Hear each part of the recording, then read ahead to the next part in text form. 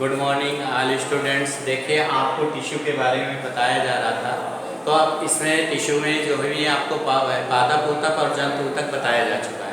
अब आपको केवल एनसीईआरटी क्वेश्चन है जो कुछ बताए गए थे, जैसे अस्थियों को अस्थियों से कौन जोड़ता है। ठीक है, अब उसमें कुछ क्वेश्चन रह गए थे जो इम्पोर्टेंट्स हैं और वो आपको याद भी करना है। तो इनमें से जैसे एक क्वेश्चन आता है, ऊतक किसे कहते हैं। ठीक है, ऊतक क्या होता है, तो आपको ये मालूम होना चाहिए कि कोशिकाओं का वह समूह जो उत्पत्ति, संरचना तथा कार्य में समान होते हैं उसे हम टिश्यू कहते हैं। टिश्यू दो प्रकार के होते हैं या ऊतक कहते हैं, दो प्रकार के होते हैं। एक पादप ऊतक होता है, एक जंतु ऊतक होता है। ठीक है, फिर उसके पार्ट्स बताए गए थे। आपके पादप ऊतक में जो दो हैं, एक आपका विभेज्योतकी है और दूसरा आपका स्थायी ऊतक है। स्थायी ऊतक भी दो प्रकार के, एक सरल है और एक जटिल ऊतक है। इसके प्रकार आपके एपिथेलियम ऊतक में आते, वो जंतु ऊतक में आते हैं। कौन कौन से? एपिथेलियम ऊतक, संयोजी ऊतक, पेशी ऊतक और तंत्रिका ऊतक। इनके बारे में आपने पढ़ा है। तो वो हो गया आपका कि ऊतक किसे कहते हैं, कितने प्रकार के होते हैं। फिर इसके बाद आता है कि हृदय पेशी के कार्य बताइए। तो पहला कार्य क्या है कि हृदय पेशी बिना थके लगातार निरंतर कार्य करती रहती है। ठीक है, फिर दूसरा, ये पेशियाँ क्या होती हैं, अनैच्छिक होती हैं। अनैच्छिक का मतलब क्योंकि बिना इच्छा के अपने आप निरंतर कार्य करती हैं। ठीक है, और ये पेशियाँ क्या होती हैं, बहुकेंद्र की होती हैं। इनमें शाखित होती है, बहुकेंद्र की भी होती है। तो ये हृदय पेशियों के कार्य हो गए। इसके बाद एक देखिए, दो क्रियाएं होती हैं पौधों के शरीर में। एक प्रकाश संश्लेषण होता है और एक होता है वाष्पोत्सर्जन। देखिए, प्रकाश संश्लेषण है क्या? जब हरे पौधे सूर्य के प्रकाश, क्योंकि हरे पौधे में क्या होता है, पर्णहरिम, क्लोरोफिल। पौधों में जो हरा रंग होता है क्लोरोफिल के कारण होता है, इसलिए ये पौधे अपना भोजन स्वयं बनाते हैं प्रकाश की उपस्थिति में। जब पौधे पर्णहरिम द्वारा प्रकाश की उपस्थिति में अपना भोजन स्वयं बनाते हैं, उस क्रिया को हम प्रकाश संश्लेषण कहते हैं। ठीक है, प्रकाश संश्लेषण की क्रिया में क्योंकि पौधे तो अपना भोजन बना लेते हैं, लेकिन मुक्त क्या करते हैं सह उत्पाद के रूप में, ऑक्सीजन। इसलिए क्योंकि पौधे क्या है, अपना भोजन स्वयं बना रहे हैं, स्वपोषी। और हम लोग जीवित रहने के लिए क्या लेते हैं, ऑक्सीजन लेते हैं, पौधों से ऑक्सीजन लेते हैं। इसलिए हम लोग क्या है, परपोषी। हम लोग दूसरे पर जीवन यापन करने के लिए निर्भर हैं। अपना भोजन स्वयं नहीं बना सकते, ऑक्सीजन हम स्वयं नहीं ले सकते, क्योंकि उसके लिए क्या है, हम पेड़ पौधे होंगे तब हमें ऑक्सीजन मिलता है। तो हम लोग क्या है, परपोषी।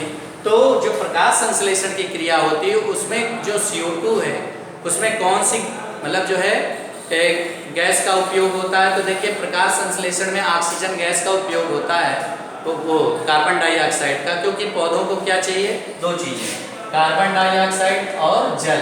तो मुक्त क्या करेंगे, C6H12O6 ग्लूकोज बनाएगा यानी भोजन, और ऑक्सीजन को मुक्त करेगा।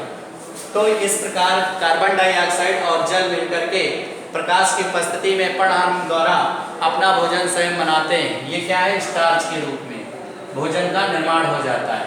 इसको बैलेंस करेंगे तो आगे 6 लगा देंगे, 6 है, तो दोनों तरफ संख्या बराबर हो जाएगी। इसके बाद आता है कि वाष्पोत्सर्जन क्या होता है। तो वाष्पोत्सर्जन, देखिए वाष्पोत्सर्जन है क्या, पौधों के शरीर से पौधों को केवल 2% जल की आवश्यकता होती है। शेष 98% जल वातावरण में वाष्प के रूप में उत्सर्जित हो जाता है। पौधों के वायवीय भागों से जल का वाष्प के रूप में बाहर निकल जाना वाष्पोत्सर्जन कहलाता है। और वाष्पोत्सर्जन की क्रिया भी पौधों के लिए बहुत महत्वपूर्ण होती है। क्यों? क्योंकि पौधे जो है अनावश्यक जल को शरीर से बाहर निकाल देते हैं, पहला महत्व ये। दूसरा, वाष्पोत्सर्जन द्वारा पौधों में फलों की सांद्रता बढ़ जाती है, जिससे फल अधिक मीठे हो जाते हैं। तीसरा, वाष्पोत्सर्जन होने से पौधे झुलसने से बच जाते हैं, यानी पौधों के शरीर का तापमान नियमित बना रहता है, यानी उसमें तापमान नहीं बढ़ता, जिससे वो झुलसने से बच जाते हैं। तो ये सब क्या है, वाष्पोत्सर्जन के कारण है। क्योंकि पत्तियों में क्या होते हैं, ऊपरी और निचली सतह पर छोटे छोटे छिद्र होते हैं, जिसे रंध्र या स्टोमेटा कहते हैं, जो गैसों के आदान प्रदान में भी सहायता करते हैं। फिर इसके बाद आता है कि शीर्षस्थ विभेज्योतक कहाँ पाया जाता है। देखिए, आपको बताया गया है कि विभाजन करने वाली कोशिकाओं को हम क्या कहते हैं, विभेज्योतकी ऊतक कहते हैं। ये 3 प्रकार का होता है, शीर्षस्थ, पार्श्वीय और अंतर्विष्ट। पूछा गया है क्वेश्चन, शीर्षस्थ विभेज्योतक कहाँ पाया जाता है। तो शीर्षस्थ विभेज्योतक तने और जड़े के शीर्ष भागों पर, पाया जाता है, जहाँ पर वो शीर्ष की ओर ऊपर की ओर वृद्धि करते हैं, इसलिए उसका नाम शीर्षस्थ विभज्योतक है, क्योंकि उसकी कोशिकाएं लगातार क्या होती है, विभाजित होती रहती हैं और वृद्धि करती रहती हैं। फिर इसके बाद आता है बहुकोशिकीय जीवों में ऊतकों का क्या महत्व है। तो बहुकोशिकीय जीवों में जो ऊतक होते हैं वो विभिन्न प्रकार की क्रियाएं करते हैं, जैसे पेशी ऊतक है, शरीर को गतिशीलता प्रदान करते हैं, शरीर के आवरण को मतलब जो है बनाते हैं। तो पेशी ऊतक मसल्स, ठीक है, मसल्स टिश्यू, मस्कुलर टिश्यू, यही है वो जो शरीर में गति को प्रदान करता है, वो आपके पेशी ऊतक है।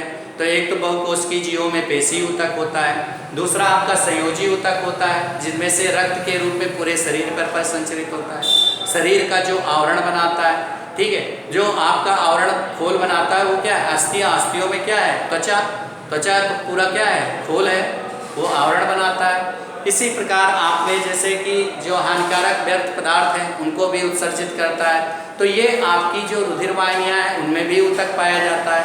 तो पेशी ऊतक हो गया, और जो ब्रेन को मस्तिष्क तक मैसेज को पहुंचाता है तंत्रिका ऊतक, ये भी जो है ऊतकों का महत्व है। तो बहुकोशिकीय जीवों में पेशी ऊतक, तंत्रिका ऊतक और संयोजी ऊतक का विशेष महत्व है, ठीक है, जिनके कार्य अलग अलग हैं जो आप जानते हो। इसके बाद आता है कार्य या छाल के क्या कार्य हैं। तो जो देखिए कार्य होती है, इसको हम छाल भी बोलते हैं। जो पेड़ पौधे होते हैं जब काफ़ी पुराने हो जाते हैं तो एक इसमें डेड जो है पार्ट्स मतलब छिलके रूप में बनता है, जिसको हम छाल बोलते हैं। उसकी कोशिकाएं क्या होती है, मृत होती हैं, लेकिन वो क्या करती हैं, पौधों को सुरक्षा प्रदान करती हैं।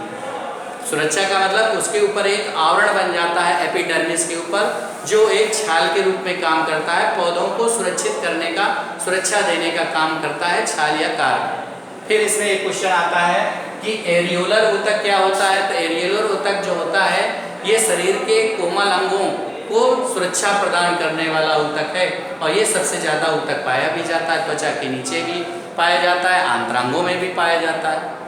फिर इसके बाद आता है क्वेश्चन कि बहुकोशिकीय ऊतकों में ऊतक का जो महत्व, क्योंकि ये जो पेशी ऊतक बताया, संयोजी ऊतक बताया, तो ये क्या है, श्रम विभाजन है।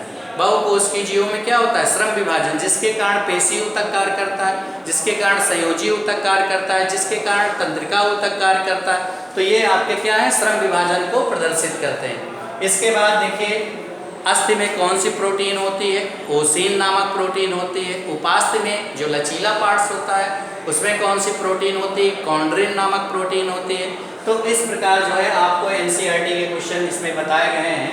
प्रकाश संश्लेषण जितने भी हैं, आपको ये जितने भी क्वेश्चन हैं इनमें जो देखिए जो कारक का कार्य है, जो कारक होते हैं उसका एक काम और भी होता है।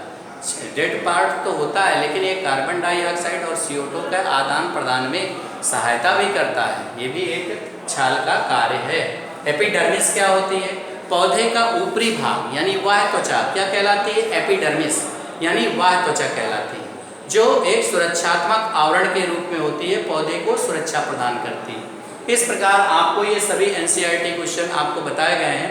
कुछ 2-4 एनसीईआरटी क्वेश्चन जो हैं वो आपको नेक्स्ट वीडियो में दिए जाएंगे, क्योंकि जितना बताया गया इसके इमेज आपको दिए गए हैं, उसी इमेज को आपको पढ़ना। देखिए इसमें एक क्वेश्चन आता है, उस ऊतक का नाम बताइए जो ब्रेन में पाया जाता हो।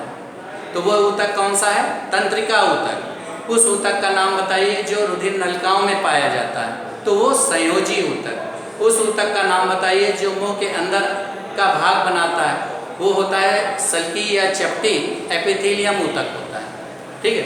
वृक्क की नलिकाओं का जो निर्माण करता है वो आपको मालूम है घनाकार एपिथेलियम ऊतक होता है, एपिथेलियम ऊतक वो भी है।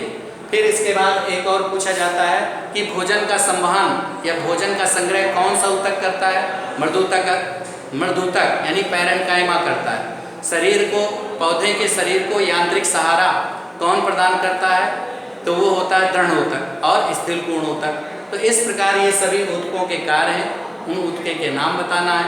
जो एक ऊतक और होता है, उस ऊतक का नाम बताइए जो वसा का संग्रह करता है, तो आपको बताया गया एडिपोज ऊतक, वसामय ऊतक भी बोलते हैं, ये वसा का संग्रह करता है। इस प्रकार आपको ये ऊतकों के बारे में यहाँ पर बताया गया है। 2-4 क्वेश्चन और रह गए जो आपको नेक्स्ट वीडियो में बताए जाएंगे, और उसके बाद नया पार्ट आपका आ जाएगा जैव विविधता या बायोडाइवर्सिटी।